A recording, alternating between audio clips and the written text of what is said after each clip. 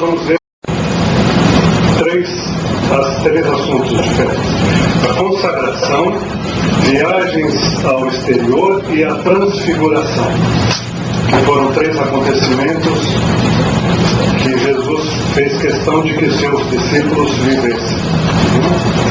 Primeiro nós vamos entender o que é a consagração. Então nós vamos ver, como a Tânia nos mostrou na semana passada, os apóstolos, ao tempo de Jesus, estavam todos no vigor da idade. O mais novo, João, tinha por volta de 20 anos.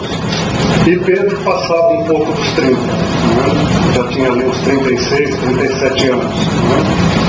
E com exceção de Simão Pedro, de Simão Zelote, de Judas de Queriote, que tinham um pouco mais de conhecimento, de instrução, de cultura, inclusive tinham o conhecimento da questão rabínica, né, do ensinamento do Torá, e de Levi, que por força da profissão que ele tinha de cobrador de impostos para os romanos, ele tinha noções de contabilidade.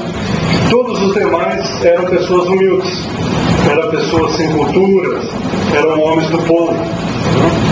Porém, em compensação, todos eles eram pessoas de muita fé, de muito idealismo, muito honrados, sinceros e fiéis ao Mestre Jesus. Depois nós vamos ver que até Judas foi fiel a Jesus, à sua maneira. E certo dia, na casa da sogra de Simão Pedro, Jesus consagrou os seus discípulos. O que quer dizer isso? Jesus colocou a mão sobre cada um dos discípulos e transmitiu a eles poderes mediúnicos.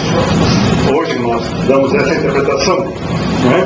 Para que eles fossem capazes de expelir demônios, de espíritos malignos, né? De curar doentes em nome de Jesus. É interessante a gente perceber que mediunidade não é uma coisa que se doa. Mediunidade é uma conquista. Porém, Jesus é um espírito de tão grande envergadura que ele tinha essa capacidade de despertar os dons mediúnicos que estavam embutidos em cada um daqueles discípulos. Então, com a sua força magnética, com toda a sua energia, Jesus foi lá e, ao colocar a mão, vamos dizer que ele mexeu na química do cérebro de cada discípulo, aumentando o volume da epífise, da hipófise, para que a mediunidade aflorasse nos seus discípulos. Não adianta a gente tentar fazer isso com a gente, que não vai funcionar. Nós não somos justos. E também ele instruiu sobre a tarefa a executar, como apóstolos, né, como mensageiros na pregação do reino de Deus. E deu regras de conduta, que nós já estudamos aqui, vocês lembram? Quando eu falei, que ele lá falou, né, quando vocês forem numa casa, se forem bem recebidos, se forem mal recebidos, vocês façam isso, todas aquelas regras que Jesus deu de conduta. E aí Jesus mandou que eles saíssem 2 a 2, levando só a roupa do corpo, e que eles fossem pregar o Evangelho em outras terras. Então eu pergunto para vocês, qual seria a intenção de Jesus enviando os seus discípulos para esses lugares? O que Jesus pretendia com isso?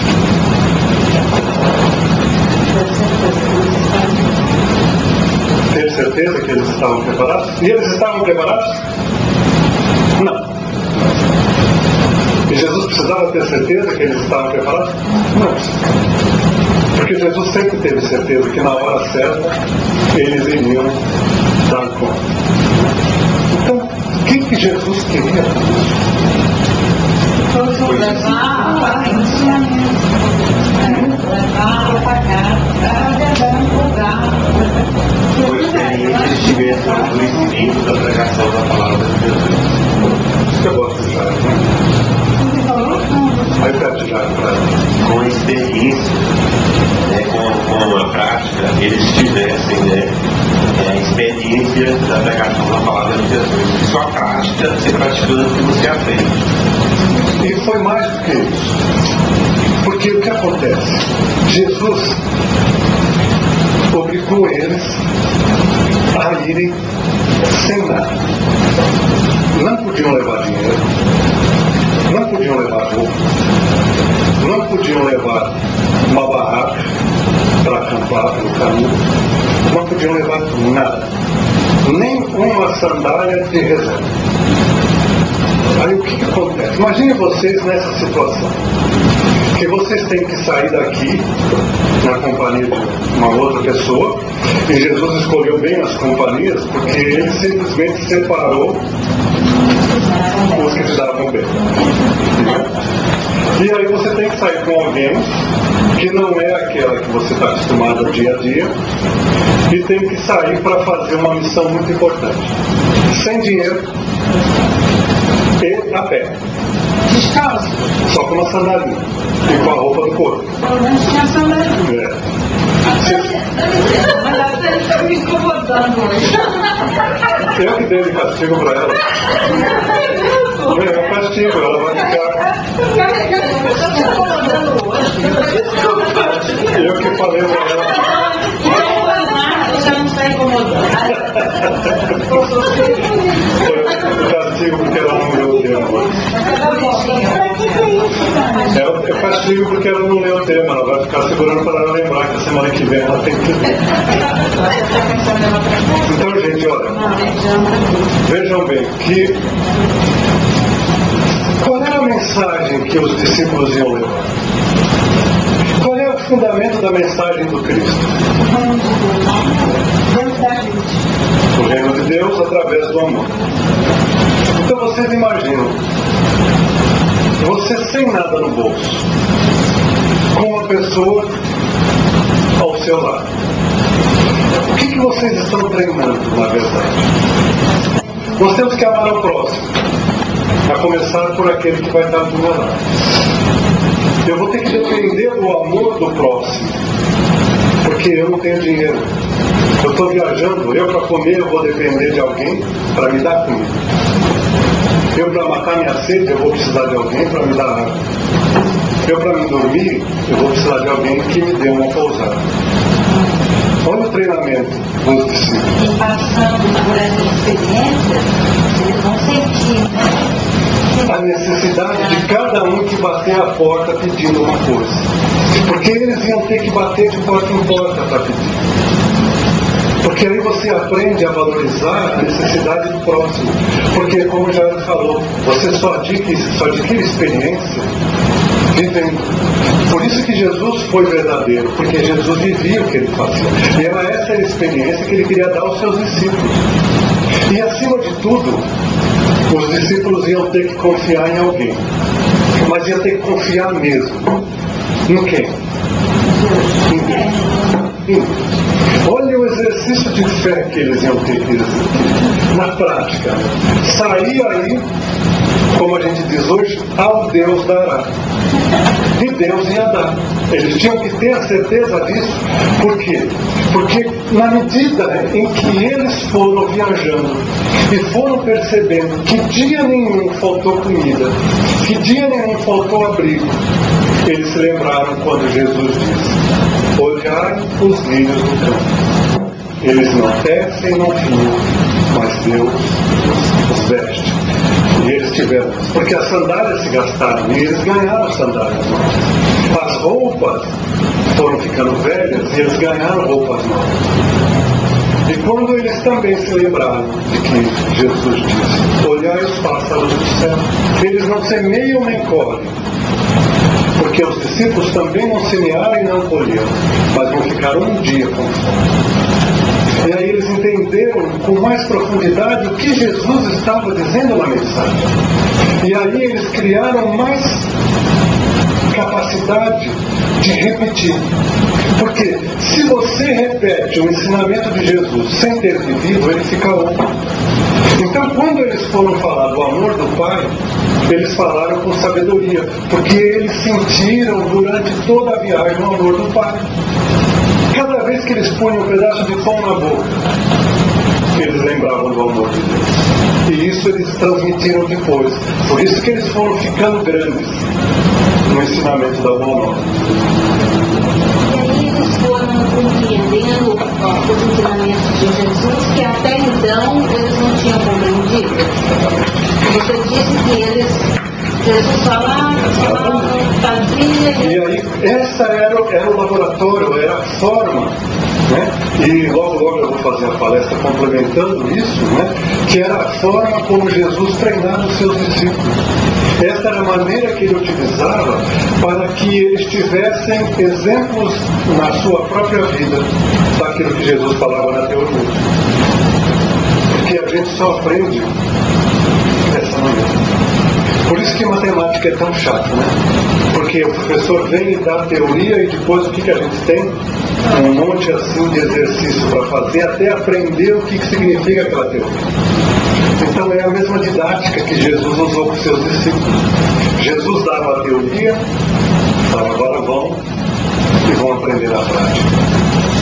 Vão exercitar o que eu ensinei a vocês. E é por isso que gradativamente os discípulos foram ficando grandes.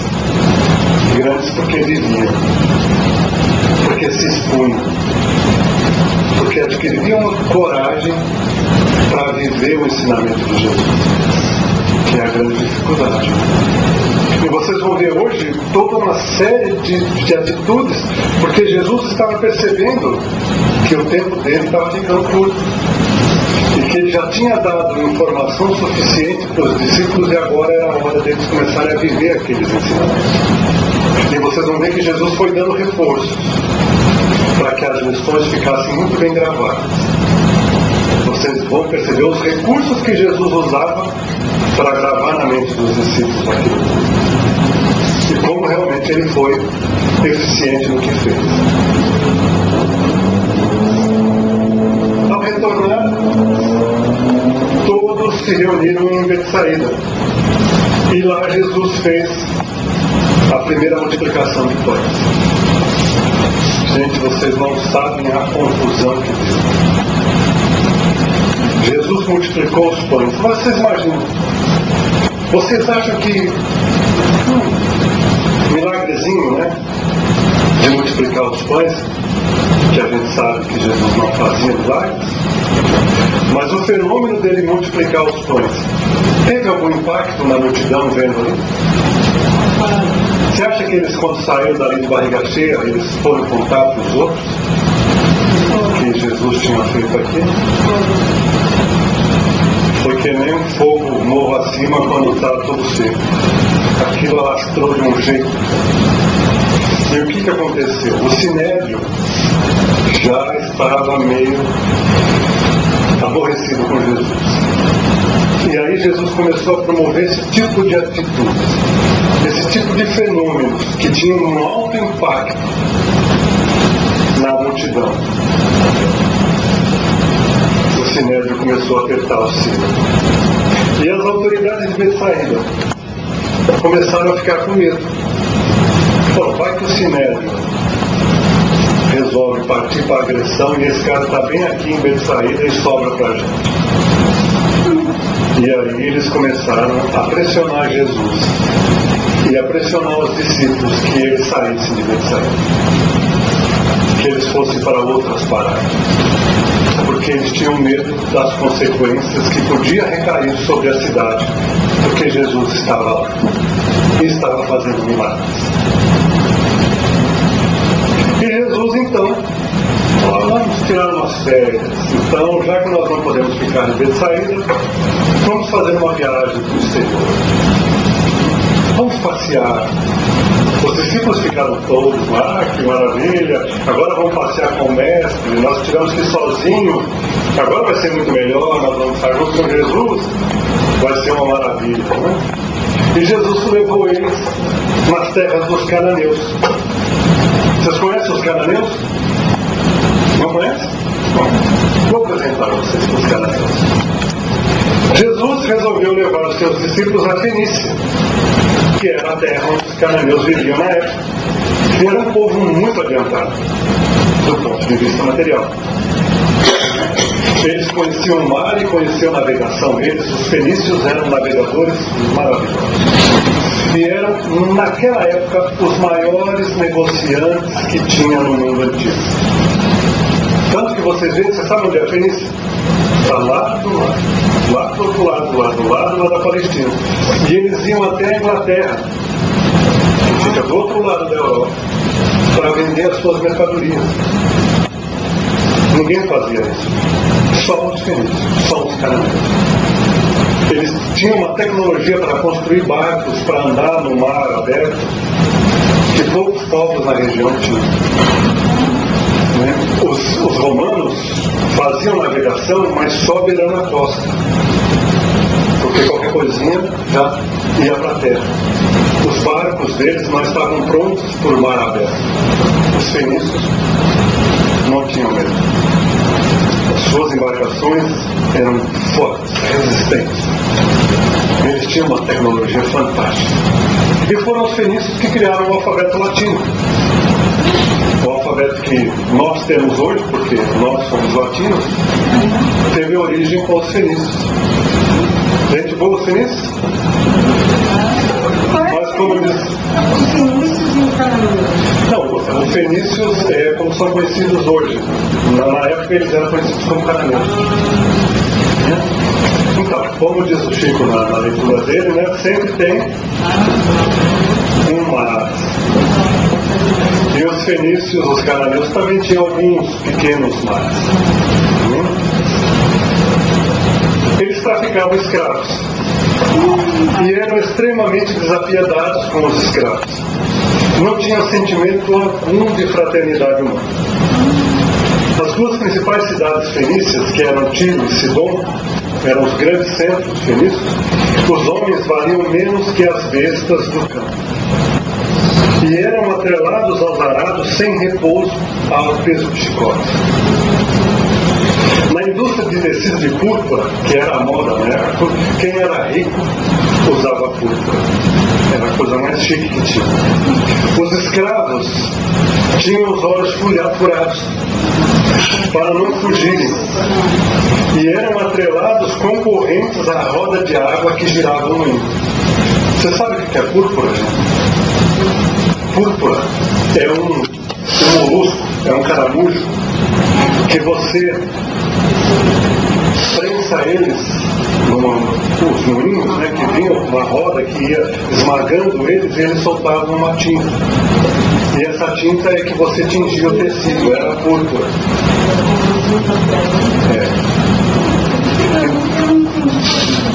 Posso, lógico. Então, a púrpura é uma tinta que é obtida do esmagamento de um caramujo, de um molusco. Então, os escravos, eles pegavam esses moluscos, jogavam no local e ficavam com uma roda esmagando. Era um moinho que girava e uma pedra enorme ia esmagando e matando os moluscos e iam soltando a tinta que era recolhida e era usada para atingir os tecidos. Os escravos tinham que ser furados. Para não fugirem. Porque era um serviço extremamente... Era de noite. Eles ficavam ali até morrer. Pesado, Pesado. Então, para evitar fugas, você fura os olhos, porque cego não foge.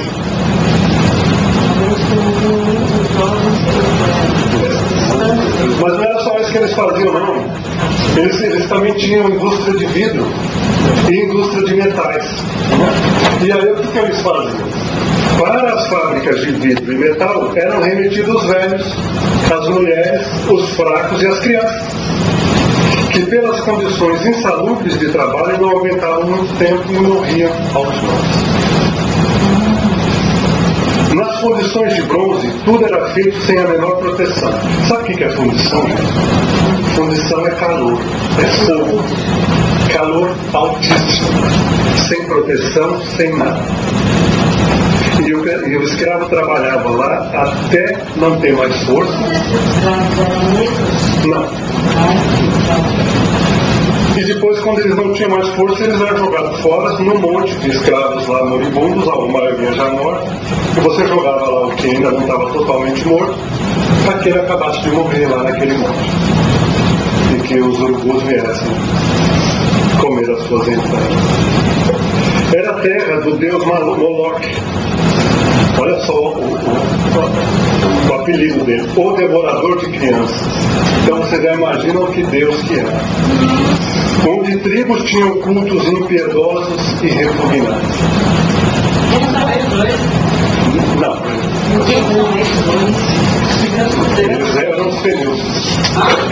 Eles eram os felinos. Quem sabe um de nós, né?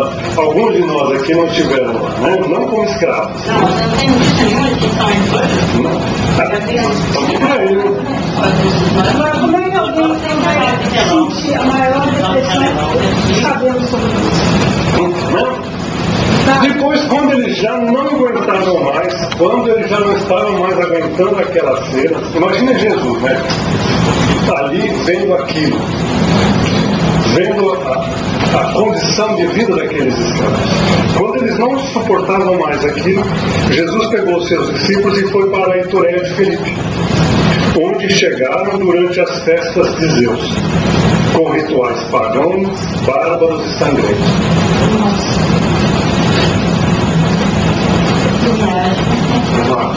Mas quando Jesus passou por esses locais com os discípulos não cobraram de Jesus uma atitude para amenizar esse sofrimento? É o que a gente vai perguntar, né? Não só isso, mas por que Jesus submeteu os seus discípulos a tamanha crueldade? Por que Jesus fez isso? Não era crueldade, era verdade na época. Não era crueldade? Não era crueldade.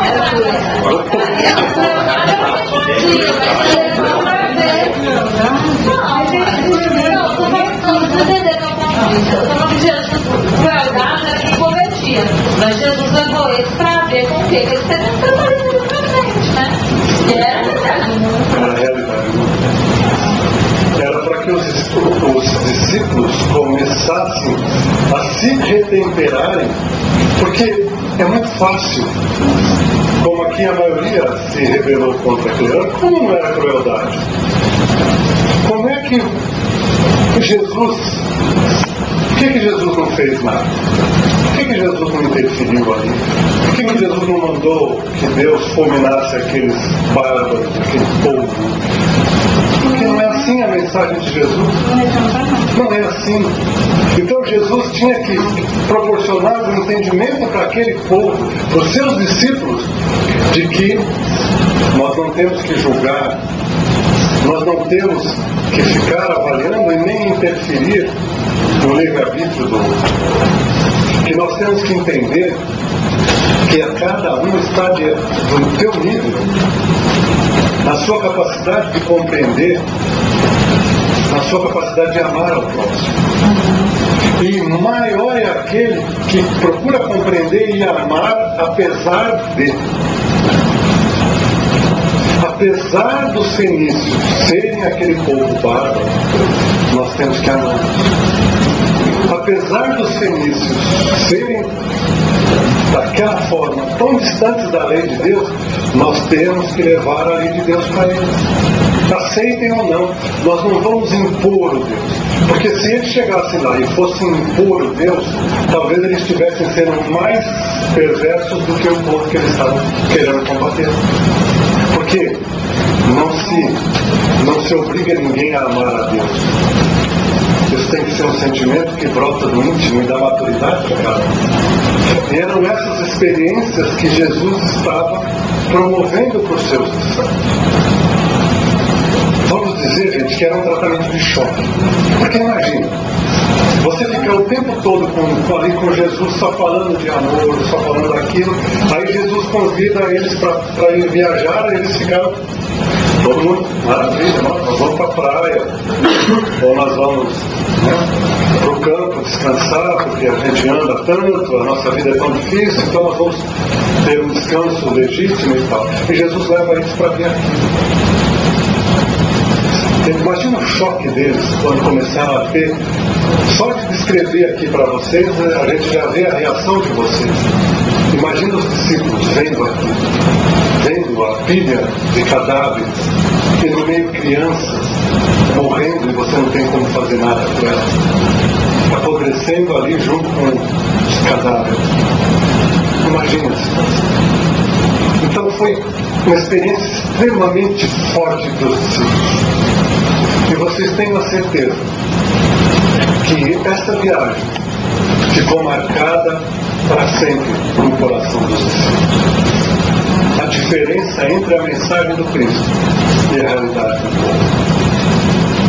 Imagina como eles não procuraram se fortalecer internamente para poder enfrentar aquilo tudo. E mais ainda, porque lembra que eu falei para vocês que antes deles fazerem a viagem, Jesus havia falado várias coisas, passado várias diretrizes para eles, e uma das diretrizes era que eles iam sofrer muito, que eles iam ter uma vida difícil, e que muito daquilo que eles estavam vendo eles iam sentir na própria carne. E apesar disso, eles foram adiante. Vocês compreendem? Olha a metodologia do mestre. Olha a forma dele ensinar os seus discípulos. Eles prepararam os seus discípulos para que os seus discípulos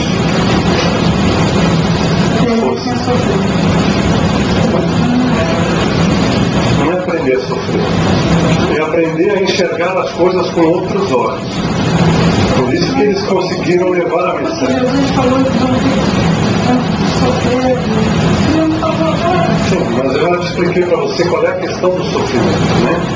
O sofrimento, ele é uma necessidade quando você compreende qual é o objetivo dele e quando você cresce com o sofrimento. Quando você cresce com o sofrimento, ele não é sofrimento, ele é aprendizado. E é isso que os discípulos souberam. Que a gente não sofre, a gente aprende. A gente só sofre quando a gente rejeita o aprendizado que está trazendo aquela experiência. Aí a gente sofre. Aí vem o sofrimento. Então o sofrimento não é a primeira opção, o sofrimento é a segunda. Porque sempre que uma situação adversa nos acontece, ela não está ali para nós sofrermos, ela está ali para nós aprendermos. Como a gente se recusa a aprender, aí vem a segunda opção, que é sofrer. Por isso que eu insisto sempre com você que não existe o sofrimento.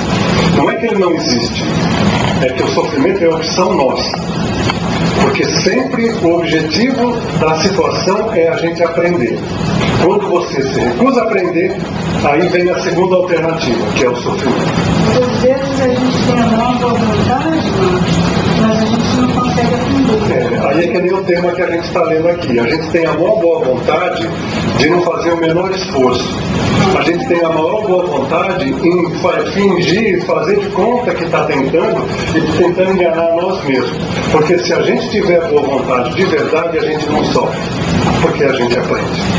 Então, se a gente sofre, é porque não houve boa vontade. Tá certo? Então, vamos aqui agora entender um pouquinho um fenômeno muito importante que foi a transfiguração no Monte Tabor.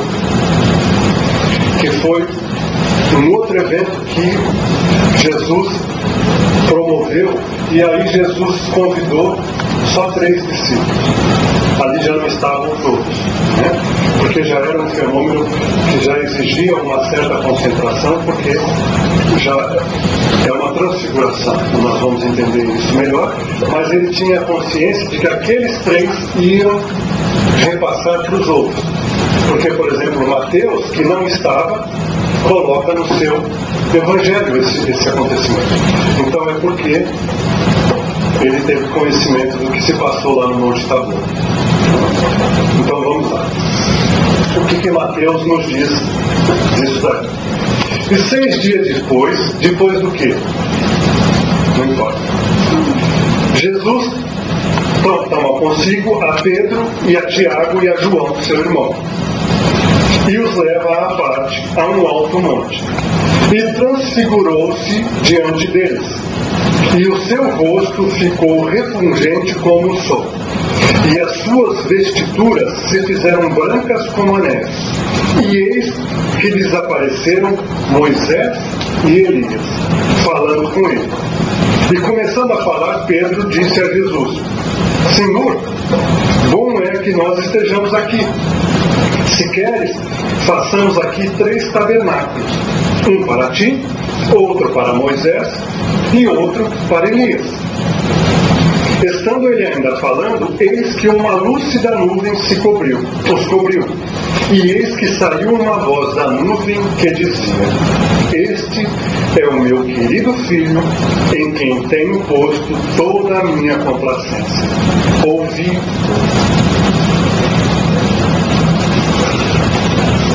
E nós vamos estudar um pouco isso daí. E nós vamos ver. Vamos, com certeza. Então, comecemos com o Eliseu Rigonati. Gente, esse livro é maravilhoso, chama-se O Evangelho dos Humildes. Que o Eliseu Rigonati, ele pega passagens do Evangelho e transforma numa linguagem dos humildes, daqueles que procuram conhecer com o coração. E ele diz o seguinte: à medida que se aproxima o instante do desencarne de Jesus, mais ele se preocupa em fortalecer a fé e o bom ânimo de seus discípulos, e recorre a todos os meios para que eles possam, depois, desassombradamente espalharem a nova doutrina, fortificados pela lembrança das provas que o Mestre lhes dera. Transfigurando-se diante de Pedro, Tiago e João, e fazendo com que Moisés e Elias aparecessem ao seu lado, Jesus deu aos discípulos uma prova segura e concreta da imortalidade da alma. Então vamos começar por partes. Então, quem é Moisés e Elias? Né? Quem era? Profetas.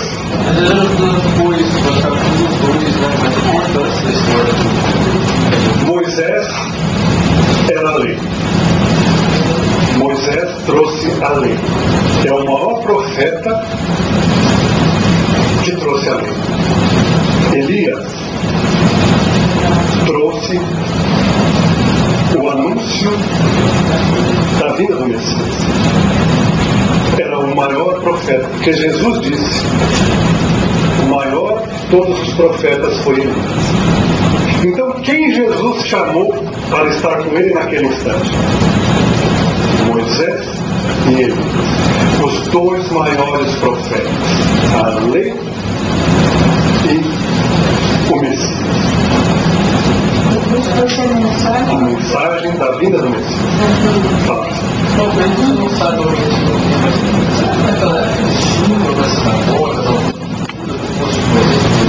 Tudo foi.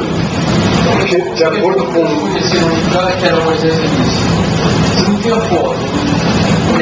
Moisés veio com os 10 mandamentos debaixo do braço. Você entende? E Elias veio na carruagem de fogo dele. Aí fica sofado. Na verdade, de acordo, até hoje,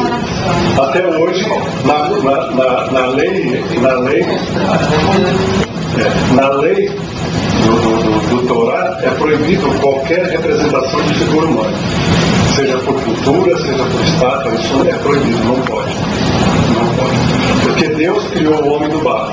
Deus foi o único que pôde moldar a forma humana. A humana não é permitida.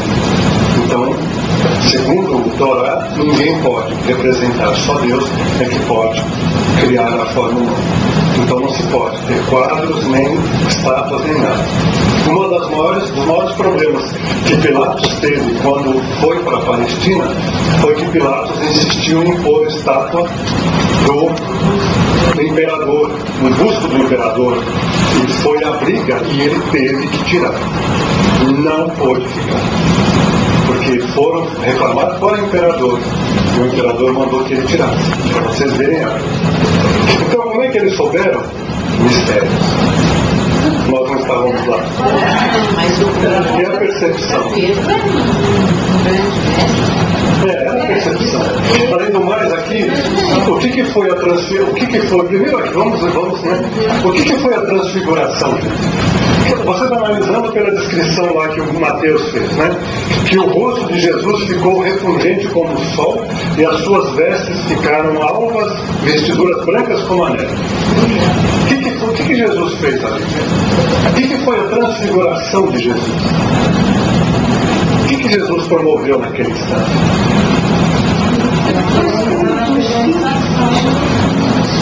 Não. Foram 3 eventos ali. Primeiro, a transfiguração. A transfiguração de Jesus se mostrou para os 3 como ele é na realidade, com a sua luz, com a grandeza do seu espírito. Isso, vocês veem como é que Mateus descreve, nós vamos falar disso. Para vocês verem, ele deixou Paulo cego. Nós vamos aprender que quando Paulo viu Jesus, ele ficou cego, de tamanho era a luz. Segundo, ele pede a ajuda de 2 espíritos. Como é que esses espíritos se materializaram? Através dos médiuns que estavam juntos, que doaram fluidos ectoplasma para que eles adensassem o perispírito deles e ficassem visíveis. E quem era? Pedro, João e Tiago. Fora Jesus, que tinha recursos ilimitados. Não, mas Jesus não podia. Jesus pode tudo. E depois, se não bastasse ainda, quem apareceu por fim? Deus. Depois nós vamos falar. Então vocês percebem o tríplice acontecimento que teve ali? Jesus, os profetas e Deus. Okay? Foi tão real a materialização dos profetas ao lado de Jesus que Pedro pede permissão para levantar o tabernáculo. Vocês lembram o que é o tabernáculo? Não. Então, quando Moisés estava com os hebreus pelo deserto, e quando Moisés subiu no monte, lá atrás nós falamos, e ficou lá alguns dias lá em cima, o que os hebreus fizeram? O bezerro de ouro. E aí Abraão falou para Moisés, ó cara, esse povo, ele não está acostumado a adorar um Deus que não vê, não existe. Nós precisamos fazer alguma coisa, porque senão vai dar trabalho esse povo. E aí Moisés bolou o tabernáculo. O que é o tabernáculo? É a casa de Deus. Então eles construíram uma tenda enquanto eles estavam no deserto, que era o tabernáculo. E lá dentro ficou o quê? Dentro do tabernáculo? Uma arca com a pedra dos 10 mandamentos dentro, que era o símbolo da aliança de Deus com eles. Então lá era a presença de Deus. Então o tabernáculo representava a casa de Deus. E lá dentro ficava Deus. Tanto que só uma pessoa podia entrar no tabernáculo, o sumo sacerdote, e uma vez por ano, porque lá era a casa de Deus. Você entende? Então era isso que era o tabernáculo. E eles queriam construir um tabernáculo para pôr, né? Jesus, Moisés e Isaías.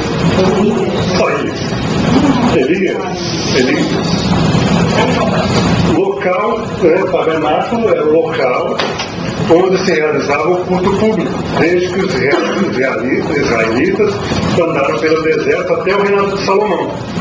Era não só o templo de Deus, mas também o palácio do rei invisível. Quer dizer, Deus morava lá dentro. Era a sua santa habitação, o lugar onde ele encontrava o seu povo. Tendo com os israelitas comunhão, era, pois, o tabernáculo da congregação, isto é, o templo do encontro de Deus com o homem. Então era isso que Pedro propôs. Vamos fazer 3 tabernáculos. E aí num fica Jesus, Moisés e Elias. Tá certo? E Jesus aceitou?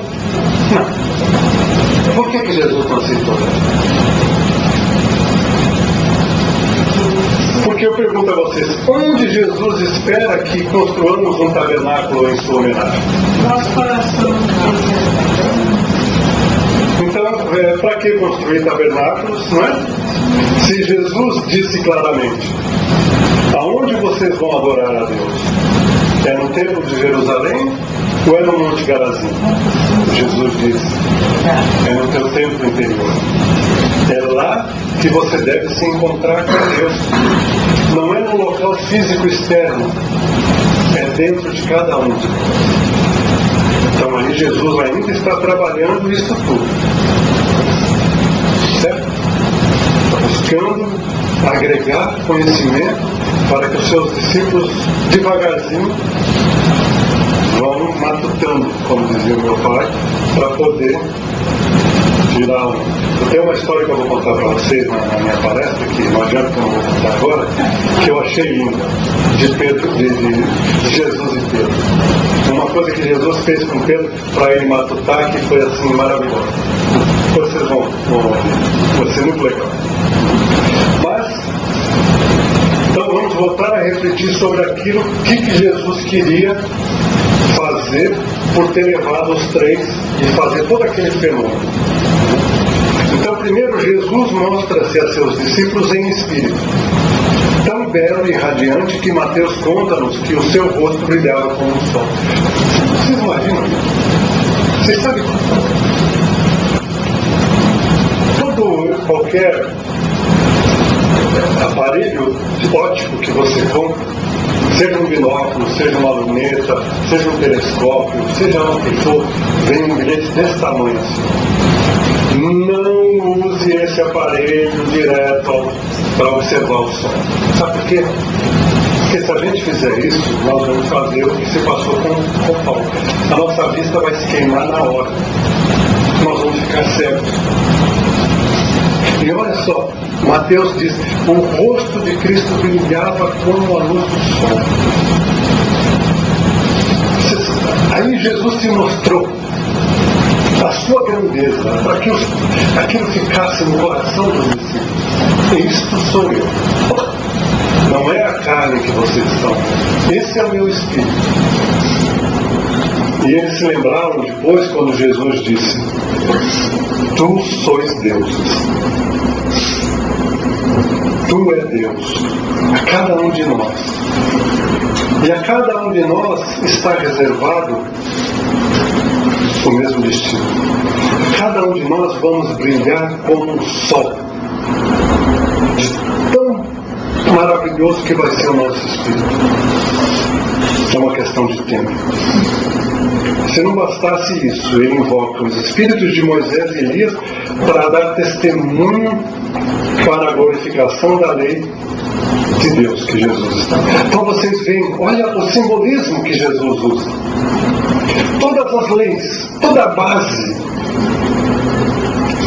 da doutrina dos hebreus era personificada em Moisés.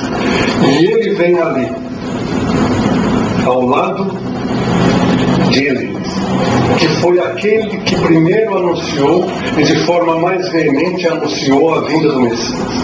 E os dois vieram ali para dizer para os discípulos, ó, esse é o cara.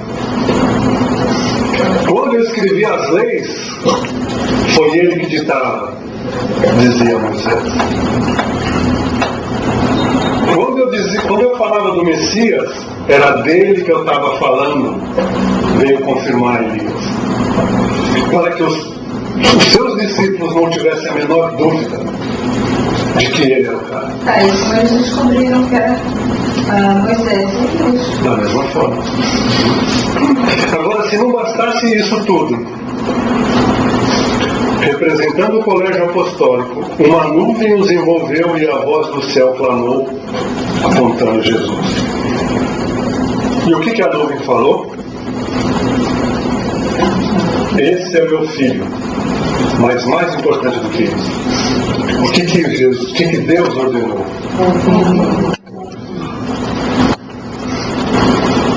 Então vejam, primeiro, Jesus se mostra como ele é. Segundo, os dois maiores vêm confirmar, é ele mesmo.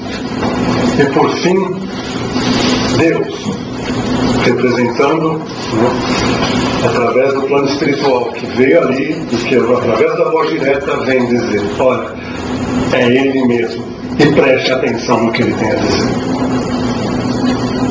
Isso nunca mais sai da cabeça dos discípulos. Nossa, mas nem podia. Só foi na frente de Pedro, João,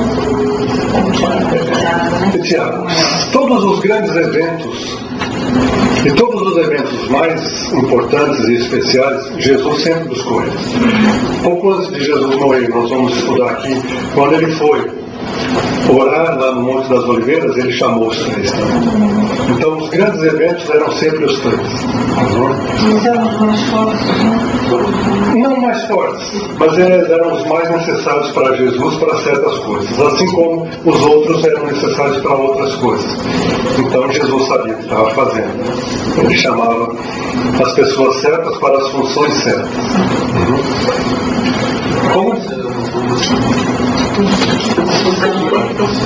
Como vemos, o Divino Mestre revestiu-se de todos os esplendores, cercou-se de todos os testemunhos, para demonstrar a seus futuros seguidores a tarefa que lhes estava confiada. Testemunhos da terra, representados dignamente pelos espíritos de Moisés e de Elias. Testemunhos do próprio Jesus, que, destacando-se com o corpo imortal, com que ascenderia ao infinito. Testemunho finalmente do Supremo Pai, que, ecoando da nuvem de fluidos amorosos com o seu divino verbo. Os seguidores do Cristo, os esplendores do Cristo, não são materiais, mas espirituais. As manifestações do Cristo não são carnais, mas manifestações dos Espíritos. Ouvir o Cristo deve ser o nosso principal anelo.